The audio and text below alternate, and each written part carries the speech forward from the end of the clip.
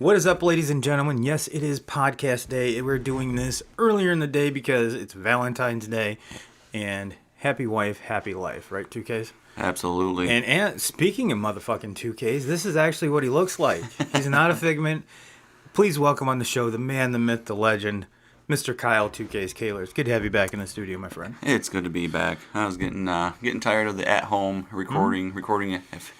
Probably people don't really know this, but I've actually been recording for the last 2 months in my bedroom closet because it's the only quiet area that I can find in the house. And there, to be honest with you, there's people that have podcasts that have millions and millions of viewers, and that's where they record. Believe it or not, on their phone, ladies and gentlemen, in their closet. So it's not. Believe me, it's not, and it's not as odd as you make it seem. But I'm sure that is your only sanctuary in the house for sure. Yes. Ladies and gentlemen, this is one of my favorite episodes to do every year. Because 2Ks and I are huge baseball fans, as everyone knows if you follow us for any amount of time. But for those that haven't 2Ks, I mean you're wearing your Tigers garb, so obviously you know your fandom lies with the Tigers, and I'm a huge Red Sox fan, and I think pretty much both of those franchises are going in different directions right now, which is something we'll get into here later in the show. But yeah. This is the first fucking baseball show of the year, 2Ks. I am pumped up. Let's get into it because we've got a hell of a schedule coming up here for you, ladies and gentlemen, and the 2K crew. So let's get into it.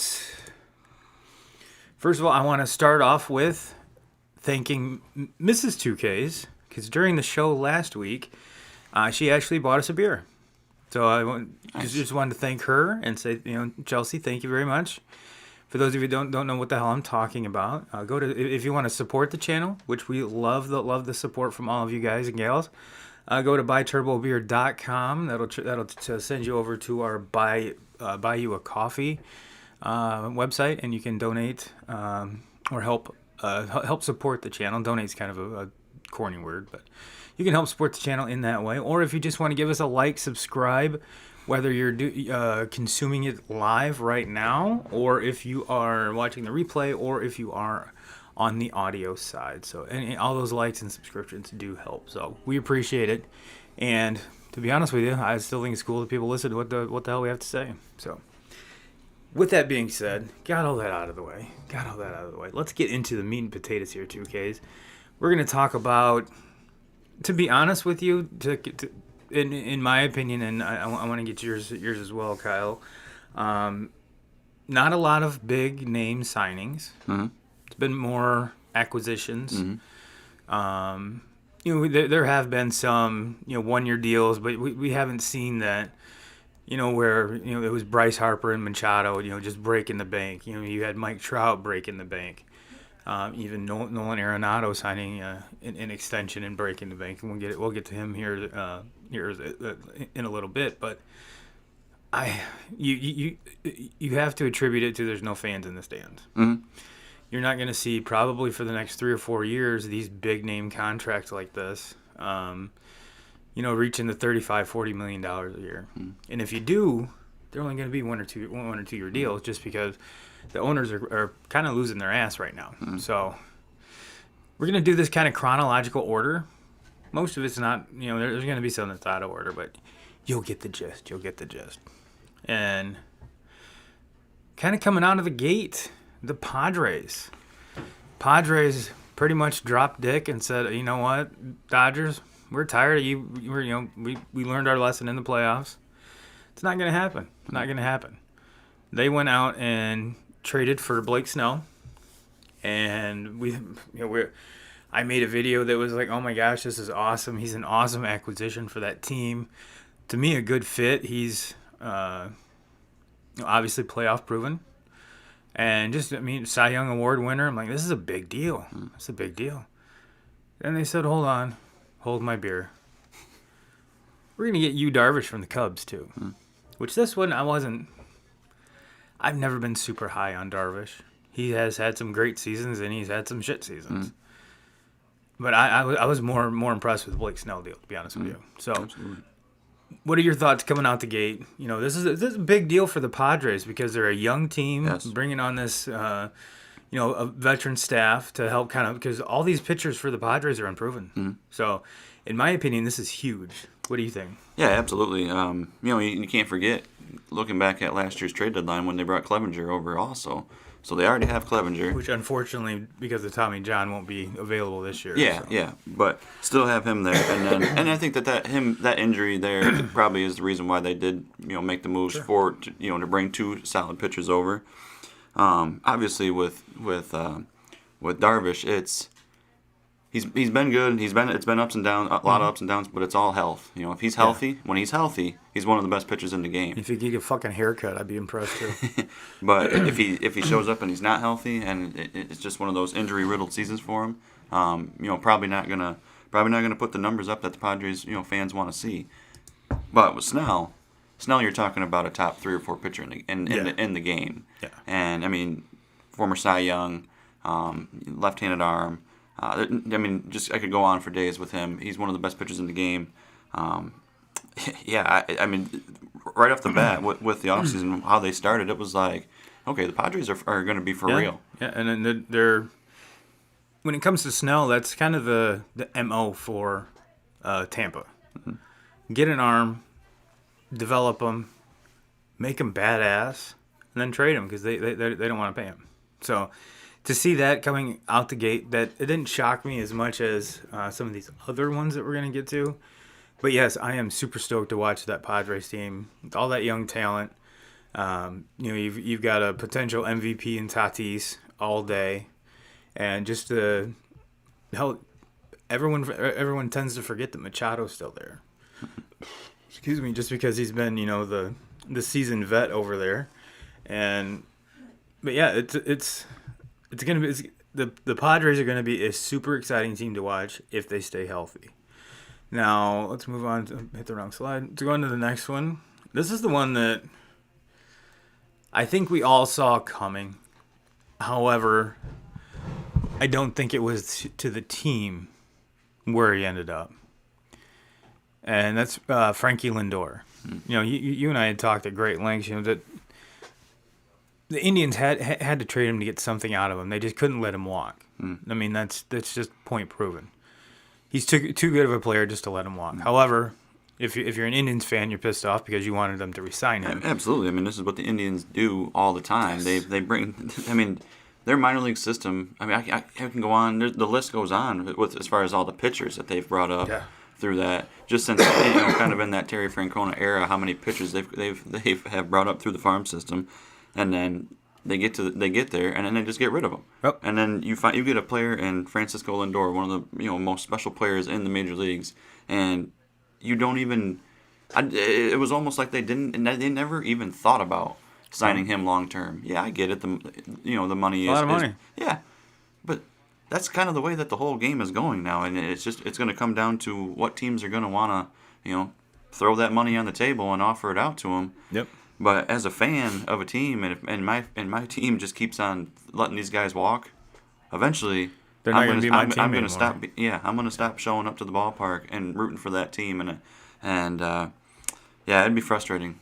Now here's the thing that blows my mind because I'm right there with you. But it seems like Tito Francona still has a team in the playoffs no matter what the fuck they do. So it's like, all right, well, you're right that you're getting away, especially Lindor, because he's a fan favorite. He's basically the reason probably 85% of those people come into the stands is to watch him play. Mm-hmm. And yeah, to me, the trade to the Mets, I'm glad it wasn't the other team in New York, even though I don't know where the fuck they would put him. Because you're going to see later on down the list, there's a guy that they re-signed, and on the other side, like I said, I'm just glad because that I'm a big Yankee hater, if you haven't noticed. But yeah, the Mets really weren't on my radar with this. They really weren't. And then on top of it, the Indians throw Carlos Correa as this like who could be a number 3 starter on 99% of the ball clubs out there. And it's like, all right, cool.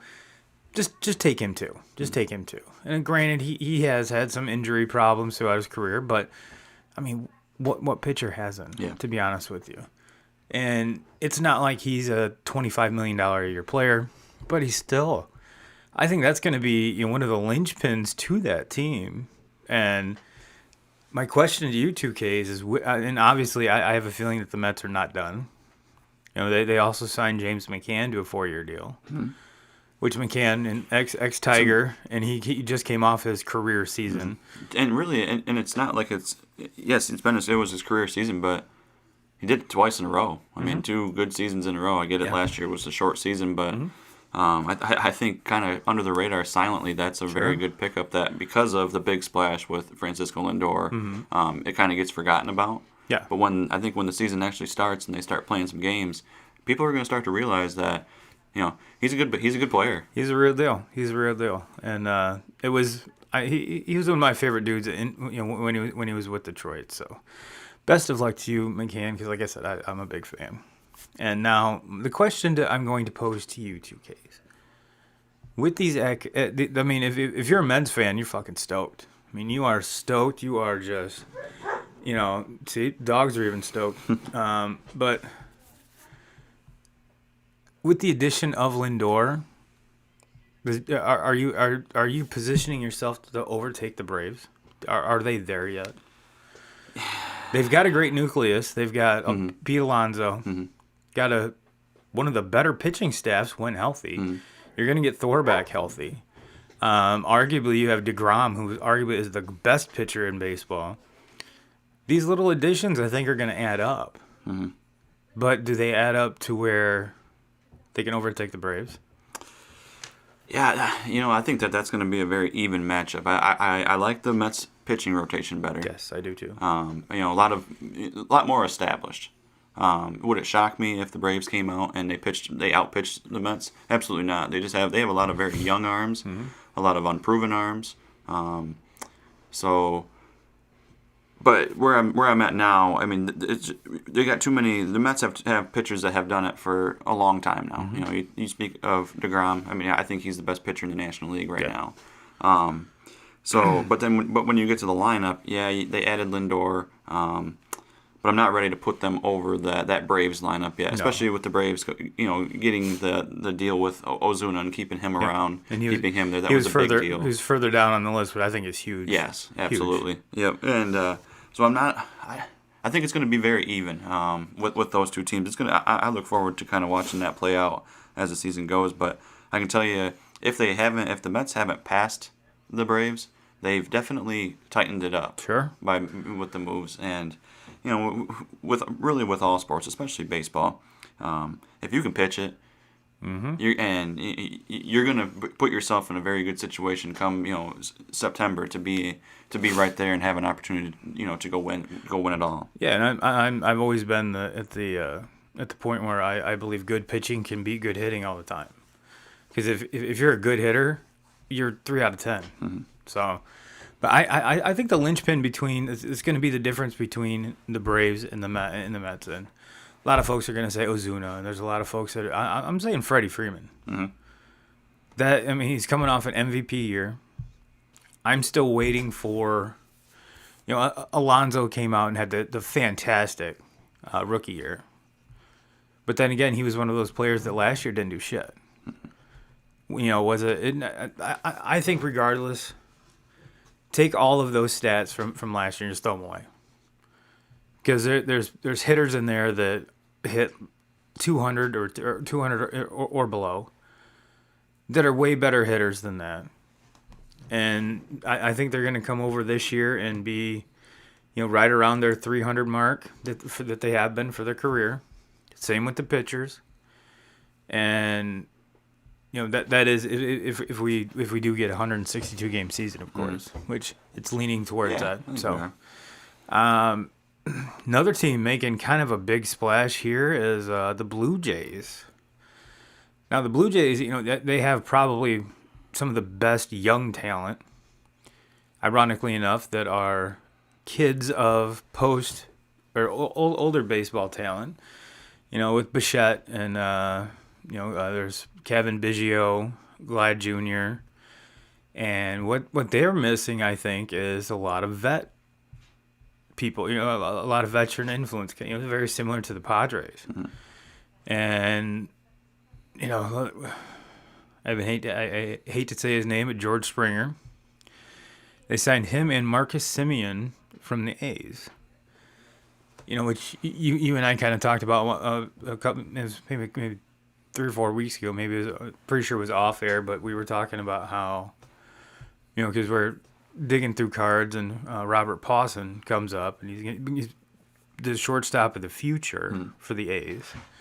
And I'm like, man, they've got Simeon. When the hell are we going to see him? Well, this might be, they might be tipping their hand a little bit here and be like, well, maybe this kid's. I'm not saying he's going to be up this year by any means, but could be a fast track for him to come up. So we'll see about that. But yeah, the only thing that the Mets that have not, or the Blue Jays have not addressed is their pitching.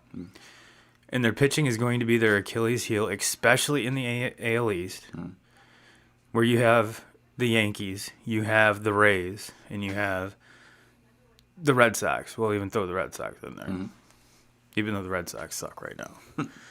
But yeah, so you look at the stacked pitching on those teams.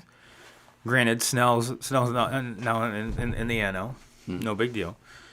But come on, I understand you're filling roles that needed to be filled, and George Springer was one of the best because he was a free agent signing. This is one of the few free agent signings that wasn't a trade. He was one of the hot free agents. Sure, I have no problem with that. Spend your money however you want to. But to me, when I could have got almost 2 pitchers for that, I think it's. I'm not even though I'm not a big fan of the Astros and what they did. That's fine. Let's water under the bridge.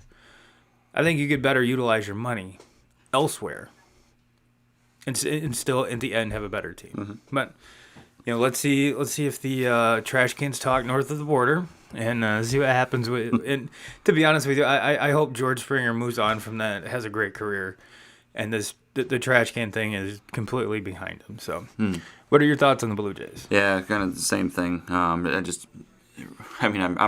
been sitting here the whole time that you were talking, trying to think of Blue Jay pitchers. Can't. And that's not a good thing. Like no. If you don't really, if you can't just start rifling off names of at least 2 or 3 pitchers on every team. Yeah. You're in a bad spot. Yeah, you're in a bad spot, and their lineup is great. Look, with all these young kids, they used to have Stroman. Yeah, but I don't believe Stroman's with them any longer.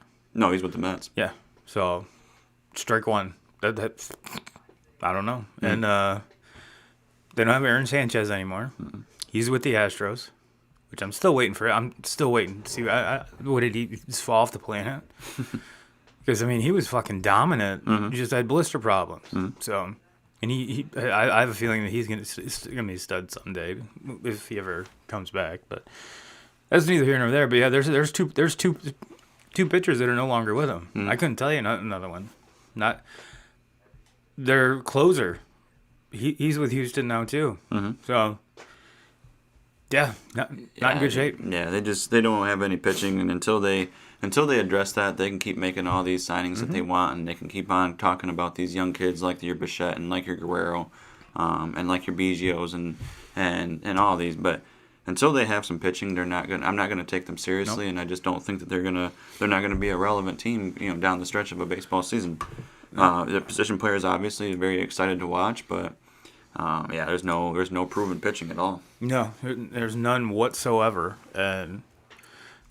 Like I said, was it a bad signing? No, just because of the player that you got. But is it money better spent somewhere else? So we shall see. We shall see. And that one shocked me too, watching that, because with Springer signing there, I really thought Springer was going to end up being a Met, especially after they went out of their way to make that trade to bring over Lindor. I really thought the Mets were they were going all out for it. They were going to just pile on and go for it, and they saw their window, and I thought Springer would fit perfectly with them because they have the pitching. Did the Mets hire Dombrowski? It's usually his move. Clean out the farm system to put together a really good team, and then take a shit after about 3 years.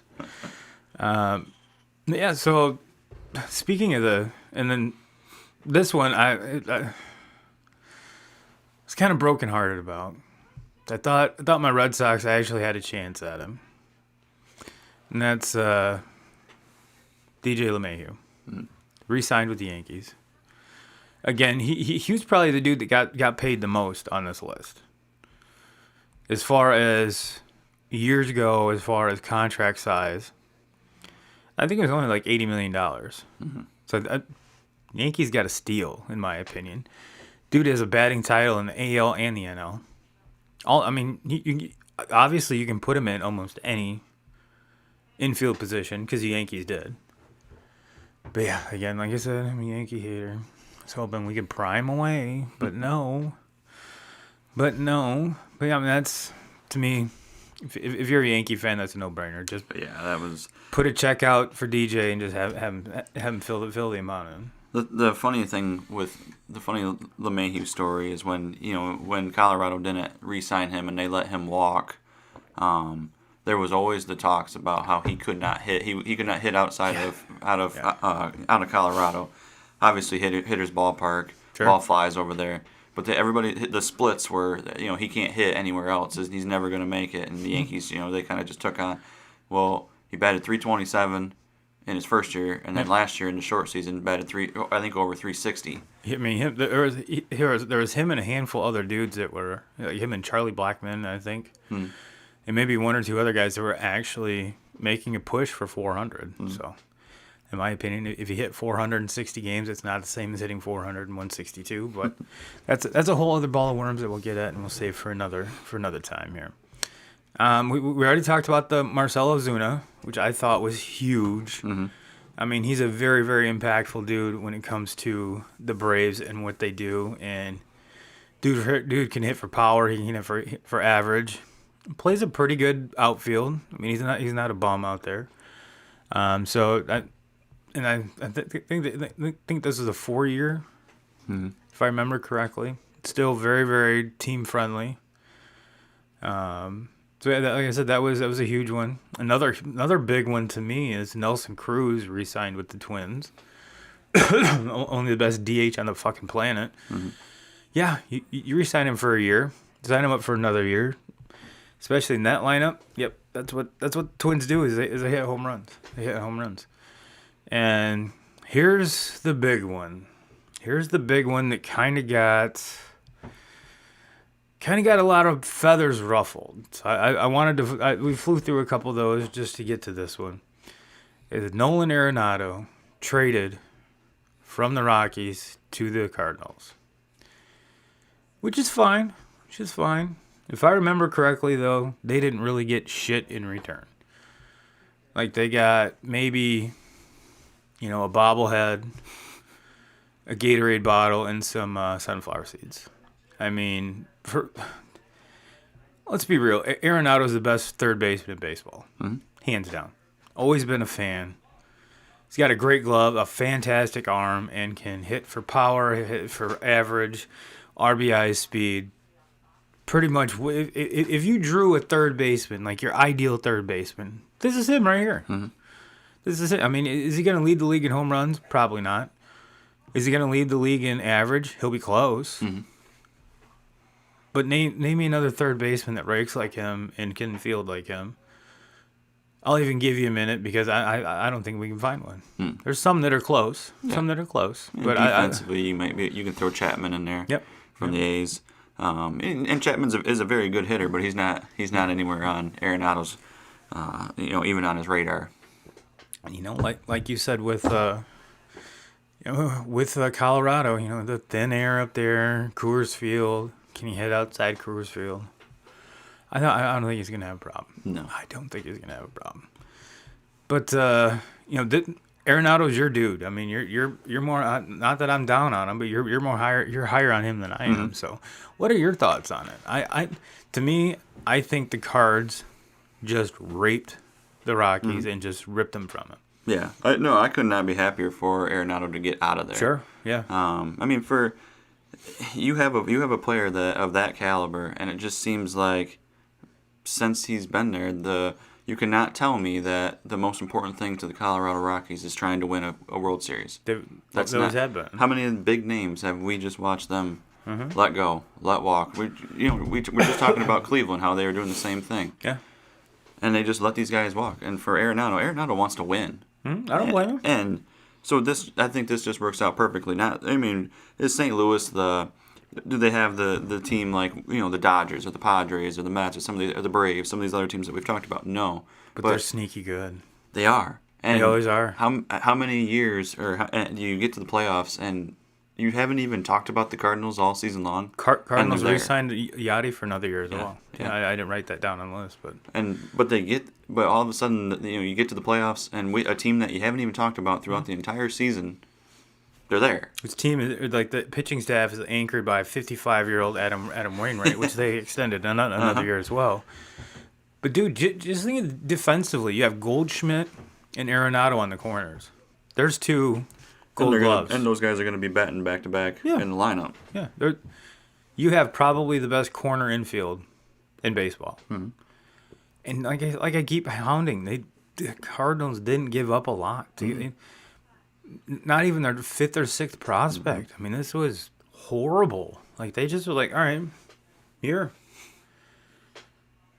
Dude, where's the Red Sox brass? And didn't they send $50 million? Yeah, and you're right. You're right. Totally forgot about that. Yeah. So basically, for the next couple of years, they're paying. Yeah. Here's Arenado, and we send a check that's in his back pocket for $50 million.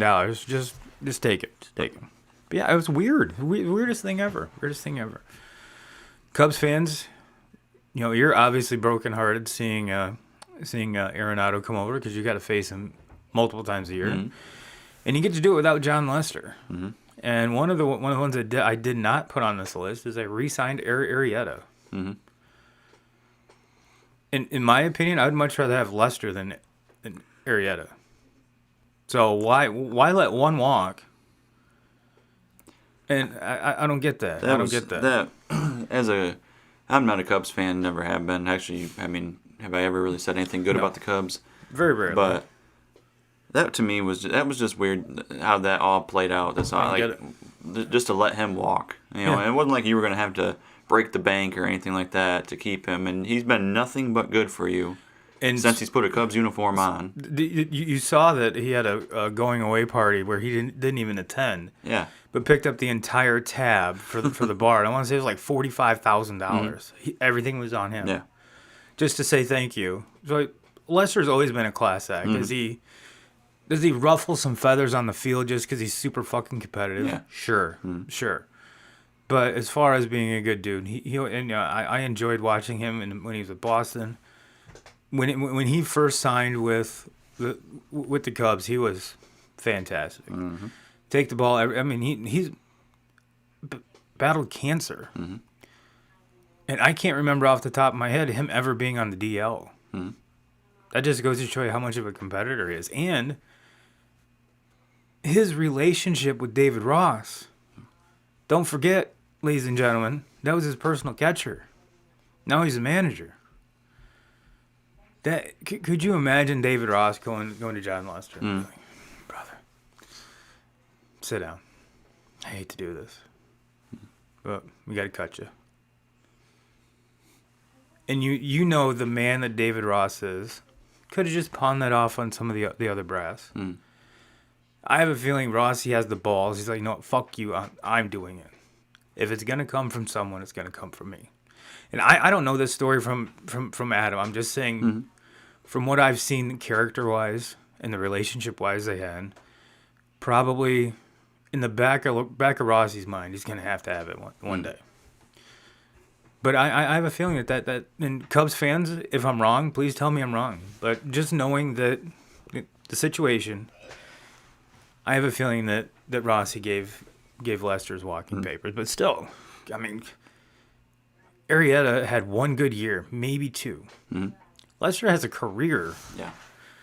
Is he aging? Sure. And you know what? Same thing can be said for Arrieta. Yeah. And when you break it down, give me a lefty before a righty any day. Bullpen, starter, doesn't matter. Give me a lefty any day. And like I said, Lester's been a workhorse. I really don't want, but is it one of those things we just chalk up to the Cubs being the Cubs? I think so. And you know what? 2Ks. Let's just rip the Band-Aid off. Benintendi to the Royals in a 3-way trade. Didn't see this one coming. No. And of course, being the Red Sox fan, everyone is like, "Oh my God, Turbo, what do you think? What do you think? Oh my God." I'm not mad that they moved him. I'm mad for what we got for him. Mm-hmm. Similar to the Arenado trade. We got a bucket of sunflower seeds and some Bazooka Joe. That's about what we got for him. And Benintendi was labeled as the next great Boston player. Homegrown, played left field, and played a very good left field in Fenway. His hitting was here or there, and during the last season, dealt with some injuries. Sure. I get that. He's still under arbitration, so it's not like and they have him under control for at least 2 or 3 more years. And so they're not going to have to pay him a whole lot here in the near future. And you know what? I like I said, getting back to the Arenado deal, I couldn't name you one of the players that the Rockies got. Mm-hmm. Same thing with the Red Sox. Mm-hmm. At least when they traded Mookie, we got Verdugo. Yeah. We got some tangible players that are on people's radar. Jeter Downs, people that have been Exactly. Yeah, absolutely. Exactly. Which to me, it still hurts. Mookie's Mookie, but at least there's something tangible. We can. Obviously, Verdugo was a star. Yeah, they put him right in the lineup. Yeah, he one of the best corner outfielders in the American League as soon as that deal was made. So I mean, is he a Mookie Betts? Absolutely not. I mean, there's only one Mookie Betts. Yeah, and there's only a handful of players in the entire league, in the entire world, that can be even in the same conversation as a Mookie Betts. Exactly. Verdugo is going to be a very good player. He's going to be an all-star. He's going to play in all-star games. He's going to be, I think he's an MVP caliber player at some time in his career. He's very good right now. Mm-hmm. I don't think we've even scratched the surface yet. He's still developing. He's still coming into his own. Mm-hmm. Left-handed bat as opposed to a right-handed bat that Mookie is. Give me that, especially in Fenway. Are you kidding me? Mm-hmm. Yep. I have no problem with that. But this one, like I said, don't even know who the fuck any of these guys are. The Benintendi deal, to me, my first thought on it was, why now? Why? Yeah, what's the time? I mean, he's coming off of a terrible season. Obviously, injuries played a factor in that. But I mean, there was times watching him last year where it was like, I was asking myself, has this guy ever played baseball before? Yeah. I mean, he was swinging and missing balls and not even close. Mm-hmm. But we've seen him do it before. We know what kind of player he can be, what kind of player he can be on both sides, defensively and offensively. And so coming off such a terrible year like that, why would you move him? Like, let the season play out. The Royals. Yeah, and let the season play a little bit and get around to that. If you want to move him around the deadline or something, move him to somebody that is competing. Because those teams that are competing are probably going to be willing to give up a little bit more than a team. So it was just it doesn't make sense to me. But I've got to remind myself, Mookie Betts and Andrew Benintendi are 2 very different players. Mm-hmm. So you're obviously not going to get the same haul. I get it. No, absolutely not. But at least give me one prospect who I know the fuck they are. Yeah. But you know what? I don't follow the Royals farm team. Mm-hmm. like a scout or anything. But come on, just play with my balls a little bit. Don't just smack me. You know what I mean? It's like I don't get it. But this one right here, 2Ks, I think is going to be the best move out of any of these. Well, probably not any of these, but secret squirrel style.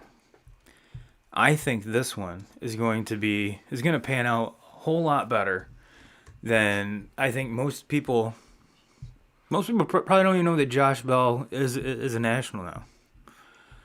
I've always been a huge Josh Bell fan. Switch hitter, first baseman, was dying in Pittsburgh. Pittsburgh is a horrible team. Granted, they're in the rebuild stage. Yeah, they've been in the rebuild stage for 25 years. 1985. Since Bonds left. Yeah, and Andy Van Slyke, back in those days. But back in those days, they did have some dope uniforms. Yeah, though. they did. But Still do, honestly. Yeah, Playing yeah. in a beautiful ballpark. oh, gorgeous. It's gorgeous. it's truly unfortunate. Like, The team fucking blows. yeah, and the other sports teams in Pittsburgh are very, very good. I mean, Yeah. hockey, probably maybe the best hockey franchise there is. I mean, With with what Mason the Red Wings Crosby. have fucking been in the last few years, I think. Yeah. And then you look at The football. Steelers. Steelers are there all the time. Yeah, and So it's a shame, but I think Josh Bell going to the Nationals. You put a probably Gold Glove caliber. I'm not saying he's a Gold Glover quite yet, but Bell's rather young. Mhm. And a left-handed or switch-hitting, power-hitting first baseman. Come the fuck on! I love this, especially if you're a Nats fan. Granted that in one of the other signings was the Nationals signed Jordan Zimmerman for a 1-year deal. 1-year deal, $100,000 or $1 million, I think it was. I've always been a Zim fan, especially seeing someone that grew up as a third baseman get the yips, can't throw it to first anymore. They move him to first. After Adam LaRoche goes to the White Sox and has this weird connection with his son that ultimately he retires, but that's neither here nor there. But he fills the void rather well. I want to say he was an all-star a couple times at first base. So, always been a Zim fan. I'm glad they brought him back for a year, and they did that before they traded for Josh Bell. And I think for the price, I can't remember the price, but for the price, it's a fucking steal. But yeah, this was the one that got me fired up a little bit. Like I said, to me, he's always been that diamond in the rough. That if he ended up staying with Pittsburgh his whole entire career, they might make one playoff run in the next 10 years. Who knows? But when I'm done with this, I just remembered another one. But yeah, so I'm glad he's with a contender. It's a bat that's going to help the Nats. We were talking about that NL East. That's another team there. That NL East is fucking the dogfight. Dogfight. Speaking of the Pirates, they let Chris Archer walk, and he re-signs with Tampa. So full circle. Tampa got all the prospects, got rid of him. Now he blows. They re-sign him for a 1-year, $3 million deal. yeah. Funny how that works. Yeah, that one has to be a tough pill to swallow for Pittsburgh fans. I mean, that is just... It's got to be a tough pill to swallow for Chris Archer. You were, at the time you were traded, you were a top 10 pitcher, I would say. You go to Pittsburgh, and you die. Mhm. Now you're limping back to Tampa. I think this is great for him, though. I think it's great for him. I've always been a Chris Archer fan, so I hope this is, like I said, full circle. Yeah, and how many guys do you see kind of get back into that Tampa system here in the last few years? That guys that you really aren't being talked about or kind of being considered as Charlie Morton last year, just kind of wash-ups. They're done. Their careers are done, and then all of a sudden they get into that something about Tampa. And I don't know if it's all these young kids that are always coming up and I think it's their pitching coaches and shit. Yeah, they're and just the way they develop the talent. staff and the way that they're able to develop it. Yeah. But they go there and all of a sudden it's like they just have their career just kind of rejuvenates and they're back on the radar and they're important again and I hope so. And Chris Archer is one of those guys that I'm not ready to write him off. Who's gonna down in Pittsburgh is gonna I think it would be very easy just to kind of fall off the radar there, whether you're even good or not. But to get out of that system, get out of that just terrible organization that they're trying to do there with no plan. They haven't had a plan for I don't know how long now. What's your plan? Don't suck? Well, failed on that one already. And get out of that. And it would not shock me. He's not going to be the guy in Tampa now. He doesn't need to He's be. going to be probably a 4 or 5 pitcher. For $3 million a year? Yeah. There's really nothing for Tampa to lose. Yeah, to me, there's no pressure on him. Just go out there and pitch and cut your fucking hair. I mean, we've watched him do it for a long time. He's been a very good pitcher in the game, so Got that it would not shock me. fastball slider. Oh my god, and the change. Yep. Like I said, it kind of caught me off kilter. But like I said, if you're Tampa, $3 million. Yeah. You know, and I know we talk about $3 million being $3 million, but to Tampa, it's like $3. And I think they're the best team in the American League right now. Yeah. So they're taking on. This is a project for them. We'll see Yeah. if it works out. I mean, it's a win-win for them. If it doesn't work out, whatever. It's not like they're losing out on anything big. No. And last but not least, at least up until this recording of the podcast, I know where we're fucking going with this. and you and I kind of have different thoughts on the process, but we still at the end agree. Trevor Bauer signing with the Dodgers. Now here's my take, 2Ks, and you might call me crazy. Call me crazy. I've been called worse. The Dodgers had to land Trevor Bauer to compete with the dudes we talked about. What the Padres had already done? They had to land him or someone similar. But Bauer was the big trade, the big piece. He, out of all these guys, he was the big piece in the offseason. And in my opinion, the Dodgers had to get him because, like we talked about, there's so many Dodgers fans. Oh, fuck the Padres! They weren't even even with those two guys. They weren't in the same fucking game that we are. Bullshit. You Bullshit. knew that they were worried about the Padres because before the trade, the Arenado trade, they were trying to work out a deal to pull Arenado over. They've been at trying to land Bauer the entire offseason. So absolutely, when all this, I think that the Dodgers were still the better team even after Snell and Darvish land with the Padres. Absolutely, I still think that the Dodgers were the better team. Even if to save face, BLA. You know, kind of like, you mentioned it in the pre-show. It's kind of like the Yankees in the 90s, where everyone just, you're either a Yankee fan or a Yankee hater, and that's where my Yankee hating came from, was back then, and even before then. But, yeah, the Dodgers, if nothing else, had to save face. And you might, Dodgers fans, you might be right.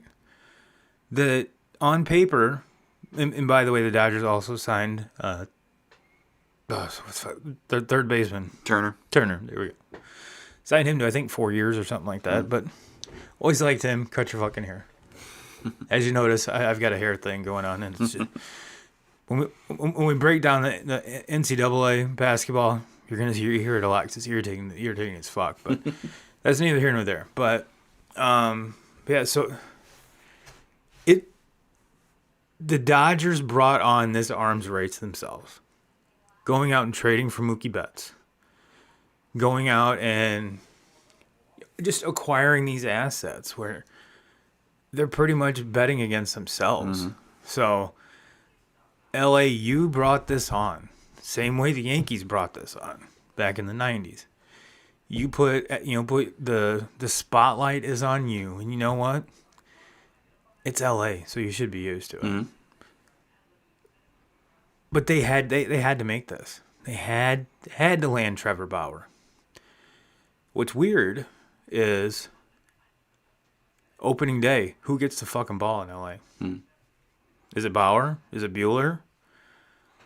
Kershaw. I'd say it can't be. The only reason you would do it with Kershaw is just to keep that, the tradition, I guess, since he's been there. But Kershaw is far, far away the best pitcher on that squad. Far away. To me, there's no fucking way that I'm bringing in a Bauer without giving him the ball. Well, I'm not giving him the fucking ball. No? To me, yes, you won the Cy Young last year. Absolutely, you're one of the best pitchers in the game. I will give you that. But if I'm Dodgers, I'm rolling Bueller out there. He's the guy. He was, if I'm not mistaken, I'm pretty sure he was their opening day starter last year. I couldn't remember. I think that I think he was, but he has kind of he's surpassed Kershaw. By the way, they did him arbitration super fucking cheap, like 2 years for $12 million. So kudos to them. But yeah, and then once you add on the stress that the Dodgers had to do this, just to keep up with or surpass the Padres. If you're a baseball fan and don't know that Trevor Bauer has his own not only his own YouTube channel, his own social media company. So what he was doing is he was bringing fans on his YouTube channel and gave them 5 minutes to say, well, why should I sign with your team? Which was fun. And he was very respectful to every fan that was on there. It's not like he's like, oh, you know what, fuck your team, I'm never going there. He was very nice. Like he did it in a fun way. Because, hey, like I said, this isn't just him having a goof off YouTube channel. He owns his own marketing and social media company as well, outside of baseball. Where if you do it right, you could. This baseball salary is just pissing in the wind. But so his plan was to kind of caravan and bring all these people on and kind of tease where he's going, and then drop the bomb where he's signing. Guess what? After all that work, probably 2.5 months of parading and pumping up, someone else on Twitter burst his bubble. So he had all this planning, all this work in. He probably recorded the video, and it was one of his dudes was editing it. Someone from MLB Network. I can't remember who it was. Bauer signs with the Dodgers. To me, I find that hilarious. I find that hilarious. I find that, here's your crow. Would you like some salt and pepper with it? Because you set yourself up for this. And I guarantee someone close to him leaked it. So, you reap what you sow, whatever, expression you want to use. But let's break it down. He's going to be, like we said, he's a number one on every team. Well, barring like the Mets, I take DeGrom over him. But there's only a handful of dudes that I would take over him. I think the Mets got him for relatively cheap. Or I shouldn't say cheap, because he can actually opt out after the first year. He can opt out after like the first 3 years. And so it's an experiment. Do I think that he would fuck the Dodgers and after 1 year opt out? It wouldn't shock me. It wouldn't shock me with him. Wouldn't shock me. But talent wise, you can't beat it. He's a great competitor. But I have a hard time agreeing with him being a great competitor when you join that. There's no difference. This move reminds me so much of Kevin Durant. Yeah. Chasing championships and joining the Warriors. Yep. Joining the best team in the NBA. I can see that. And so the competitive. No, you're just chasing rings at this point. And look, we have defended Bauer since we started this podcast, and I can't lie, I've liked this guy. I've always liked him. I love the fact he threw the ball over the center field fence when Frank Odom was coming to get him. I've liked him, and look, I'm not upset with the Dodgers for doing this because if anything, I'm jealous of the Dodgers. Yeah, as a fan, I'm jealous of them because they want to go for it every single year, and fucking kudos to them. Kudos to their fans. I would love to have a team that every single year we'll spend whatever the fuck we want to make sure that we have a team that's going to be competing for a World Series every year, and they've been there every year here. I mean, in the recent, so I have nothing against that. But Bauer, I have lost so much respect for him. Yep. And he's a fucking clown. He's a fucking clown. All this shit of him, with his his own channel and marketing and all that. Yeah, I get it. Baseball needs more marketing. They need to to market these players. But Bauer, you're the wrong fucking guy for the job, clown. Like, you're a goddamn pitcher. You're not the face of Major League Baseball. You never will be. No, that's Fernando Tatis Jr. Yes, Mike Trout. Fernando Tatis. I do love the fact that Gatorade and some of these other companies are featuring Tatis because, half of me's sad it's not Mike Trout because Mike Trout's the best player of our generation, hands down. Yeah, but he's just not that guy. He's just not the. But with Tatis, he's Latin. He's got a flair for the dramatics. He's more like Lindor, but better. There's 10 fucking players I can name off before I would get to Bauer, and that's where I have the issue with all this is. Yeah, I guess I respect that he's trying to, kind of blow the game up and and get and he. I mean, everybody wants to see baseball become more popular. Sure. But and I think he's kind of taken that upon himself that is the guy to do it. No, you're a clown. You're a clown, and you just proved that you are a clown by signing with The best already the best team in baseball. I mean, if you're considered the best pitcher in baseball, and he won a Cy Young last year, so he's got to be in that conversation. And he did it with a kind of a horrible team in the Reds. You and you're gonna join him like. I never thought about it like that. He was nothing. He was the most vocal player that we had talking about the cheaters and the Astros. And I'm not saying that the Dodgers are cheating. No. But it is almost kind of like cheating. I mean, yeah. Well, how many? When you're spending money to get this is like the shit that I do on MLB The Show. Yeah, we're trying to get an All-Star 1 through 9. Yes. Yeah, I never thought about it like that. I think both of us hate the Yankees. We rip on the Yankees more than anybody. Yes. The Dodgers have surpassed the Yankees on my list. They will be that team that I am constantly rooting against, no matter who they play. If right now, if this next season was a Dodgers and Yankees World Series, I would be wearing my fucking Yankee shit, proud, rooting for the Yankees to win it all. I'd still wear my Red Sox gear and probably not watch it. A couple other things before we get to the next topic, and I did not write them down, which I probably should have. But speaking of the Yankees, who's going to pitch for them? Mm-hmm. Tanaka retired. Oh, didn't retire. He went back to Japan, which definitely in this point in his career is not as dominant as when he was when he first came over. Still had a ton of postseason results. I want to say that J.A. Happ isn't there. Paxton isn't there. Severino's obviously there, but he was injury riddled. Let's see how he goes. The fuck is his name? Jordan kid. Yeah. They lost two of the arms in the bullpen. One of them they traded to the Red Sox. The other one, Ottavino was the one that the Red Sox got. But then Canely was the one that they let walk. Which if you're ever in a fight, I really want Canely in my side. That dude's fucking huge. But they still have Chapman. Where's this pitching going to come from? Yeah, I couldn't tell you. And that's been their problem here for the last couple of years. I mean, obviously a very good bullpen that they've had over the years. But even that, they lost. They lost some critical arms from there. Do I see them reloading the bullpen? Sure, because that's one of their strong suits. But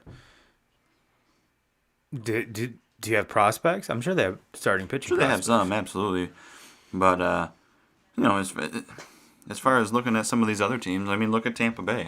Their pitching was way ahead of them, and that's why, in my opinion, I think Tampa is going to run away with that division this year.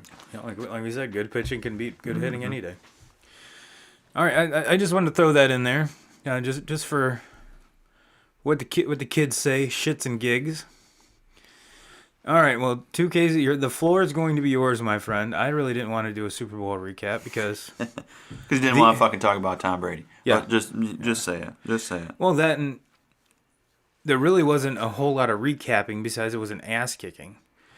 But if you, I want to talk about it mostly just because if you go back and play, you're very right. Last week's podcast, man, I sound like a fucking genius. Yeah. You should be working for NFL Network now. Before we jump into this, have you seen the T-Mobile commercial with him and Gronk? I haven't seen it yet. Probably one of the best commercials I've ever seen. Really? Tom's got Gronk on. This is the call is being taken place before Tom signs with Tampa, and T-Mobile did a great job with this because they're FaceTiming, and Tom's like, Gronk's trying to get him to come down to Florida and retire and hang out with him. Well, it's a bad connection, and all Tom hears is, sign with Tampa Bay. I'm coming with you. Stop being soft and something else. So Tom goes, Tampa Bay and win a championship? So he goes, he's like, it can't be that easy. So he goes in front of the press conference, February 22nd or whatever. He goes, I just want to announce I'm signing with Tampa Bay Buccaneers. We're going to win a title, and Gronk's coming with me. And Gronk's sitting there on the couch going, Mom, where are my football pants? And Tom Brady comes back to the mic and goes, P.S. I'm not soft, by the way. I'm sure you'll see it, but it's as much as I'm not a Tom Brady lover. I'm glad after this one we get to see him drunk. Have just unwind a little bit. Be a person. Yeah. Yes. Who gives a shit if you're throwing a fucking trophy to a boat? I don't care. To me, seeing him drunk, because we've seen Gronk drunk a million times. Mm-hmm. Probably in videos that we probably shouldn't have. But we saw videos of him drunk after they lost the Super Bowl. True. When he was hurt and couldn't and was only able to play here a little bit because his ankle was hurt and he wasn't even a full go. And then not even an hour after the game, videos were surfacing of him just cutting a rug on the dance floor. Yeah. So, but and now with this commercial, to see that Tom Brady's face doesn't crack when he smiles, and even after the win with him and Gronk standing side by side, and he's just all excited like a kid, you would have swore it was his first one. Mm-hmm. He doesn't have to be stoic and rock solid and. To me, that's opening the door for me to like him. Mm. To see that he is a fucking person. One of the reasons I like Peyton Manning so much is he's a fucking goofball. Mm. But he's a genius on the field. Brady's a genius on the field. But kind of comes off as an arrogant douchebag. Mm. Keep bringing me things like this where I can gravitate towards you, and I'm going to start liking you. Will I ever love him like I love other players? No, but you open the door. It's kind of the same thing with Kobe, and we talked about a lot of people saw him as arrogant and stuff like that. But the villain, he was the villain at times. But once you read his book and saw him off the court and realized how much good he was doing with entrepreneurs and nonprofits and stuff, it's like I can gravitate towards that. And I obviously, luckily, I came to grips with liking him before his passing. And with Tom Brady, I'm kind of similar. I'm writing that same line. So Tom, TB12, keep giving me stuff like that so I can gravitate towards you. And I don't think it was just post Super Bowl with Brady this year. No. I think it was a different Brady that we saw all season long. I think you're right. You go back to it was when they beat Green Bay and like in the semifinal game before they get to the Super Bowl. And obviously when you have, a name like Tom Brady at the time had won 6 Super Bowls already, he seems, and he's the one that left New England and came to Tampa. Mm-hmm. He seems to steal the show. I mean, everywhere there's a conversation. And after that Green Bay game, it felt like there was nobody else even on that podium. It was only Tom Brady. All the questions were to him. Mm-hmm. Nobody was talking about anything, and it was on, and it was actually Brady that went upon himself to say, dude, stop asking me all these questions. Let's talk to these guys. Right. These guys because we all earn this. And so I think it kind of started to change, because I don't know if we would have heard Brady say that, when he was in New England. Maybe that Belichick had a lot to do with that. Absolutely. With the Patriot way. Mm-hmm. And now Tom's out doing it TB12's way. I think that he kind of just took that I think it's just Brady being in the room with these guys is what put that team over the top to be a Super Bowl caliber team. I don't think Tom Brady wasn't a top 5 quarterback in the NFL this year. No, he wasn't. But I think any time that he walks into a locker room for a team and he's the guy there, it makes everybody in the building better. Yeah. And he's the only quarterback in the NFL right now that can honestly do that everywhere he goes. When he walks into a locker room, all of a sudden the defense is better, the special teams is better, because I think he holds you to a standard. I was just going to say, you don't want to be the dude that lets down Tom Brady. Exactly. And I think that Tampa was good last year. They just had a quarterback that threw 30-some interceptions, and they couldn't take care of the ball. And Brady's not going to do that. He's going to throw 12 interceptions in a season and take care of the ball and not make the big mistakes. I mean, are his days of throwing, for 400 yards and multiple touchdowns every single week, are those beyond him? Yeah. Can he still do it now? You do it a couple games a year. Yeah, but not consistently. So it's just him being there that makes such a big difference. It's why he's who he is today. It's why he's the best. It's why he's the best. He is the best athlete of all time. I have him ahead of Jordan. I have him ahead. I mean, I just 7 rings. It speaks for itself right there. Hmm? And the other thing that you have to remember, and this is my argument when it comes to kind of going back and forth with Jordan and Brady in that comparison is, in the NBA you play series. You play a series. You have to beat them best out of 7. In the NFL, you get one shot. Mm-hmm. You don't have it. There was plenty of nights where the Bulls and Jordan didn't have it that night, and they lost, and they didn't win that game, and then they come back out 2 days later and they play, and they're fine. Could you imagine You can't have that bad day. Chiefs and them in a best of 5 or a best of 3. You don't win. You don't have your best shit in an NFL playoff game, and you lose. You go home, and you don't play again until the next season rolls around. You don't get a series. Imagine. I mean, how many Super Bowls would Tom Brady have if he was able to play a series? I tell you, he would have won both of them against the Giants in a 3-game series. He would have won both of them. So now we're looking at 9 Super Bowls for that guy.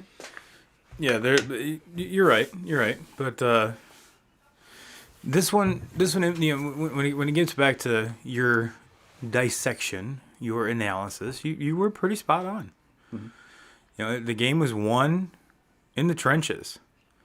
And in the trenches, both offensively and defensively, man, it seems like those offensive and defensive linemen for Kansas City never got off the plane. Mm-hmm.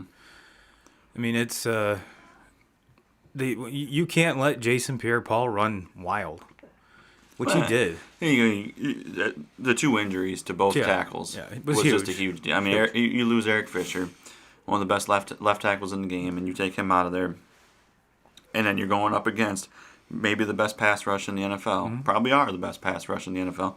And to me, that was really what made why I said everything that I said leading up to that game was I thought that if Tampa could get pressure, only having to rush 4, and then be able to drop 7 in coverage, that it was going to be a long day for Mahomes. And it was. And they were able to get the pressure with only rushing 4. And Todd Bowles is he's one of the best defensive coordinators in the game, one of the most respected defensive minds there is.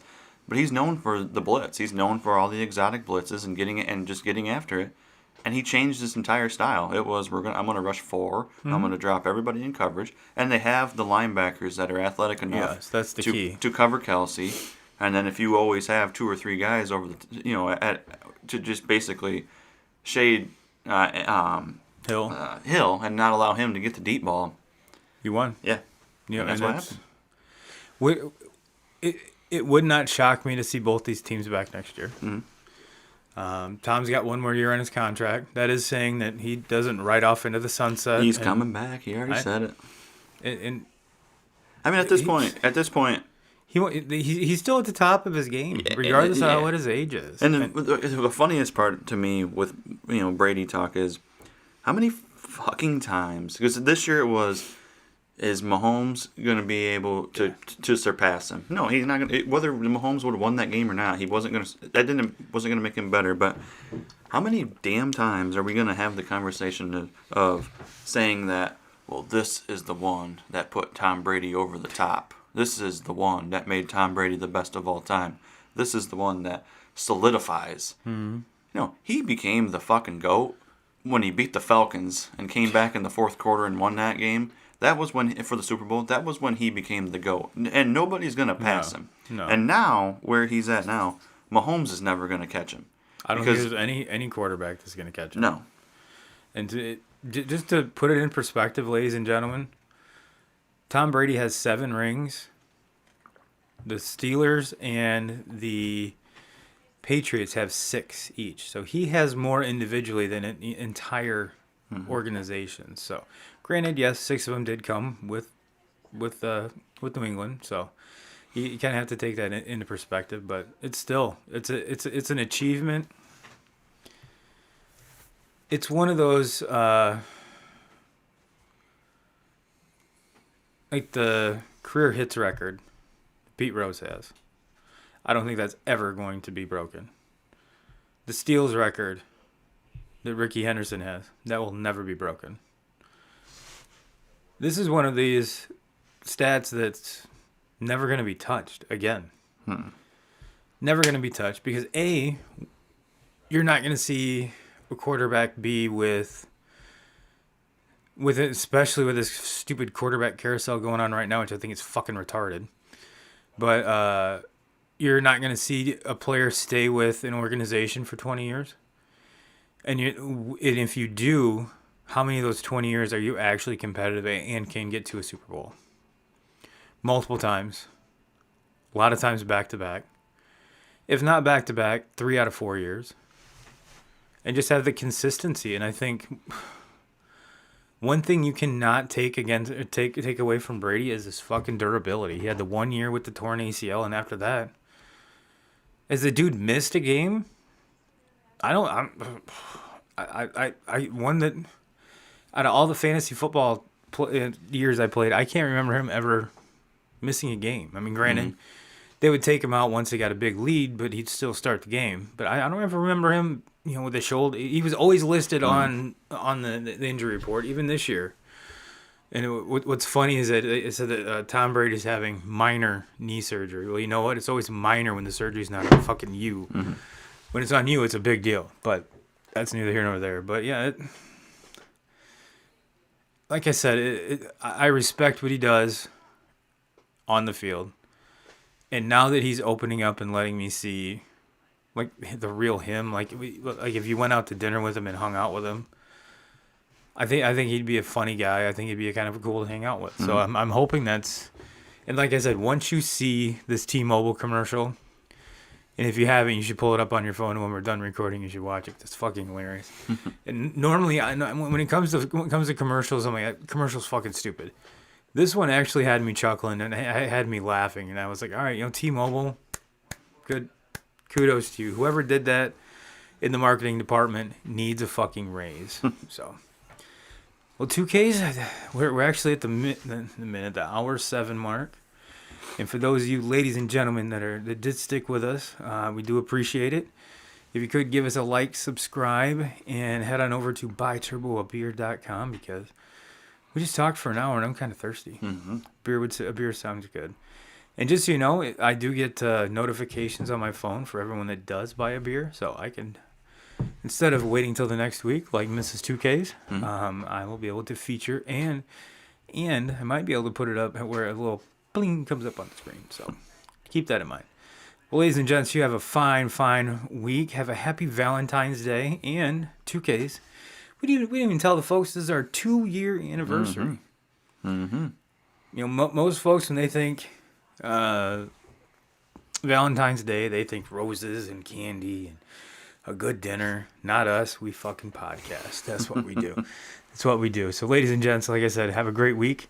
We will see you on the next one. And as always, it's good to have you back, 2Ks. Yeah, good to be back. As always, Jim Rome, we're coming for you.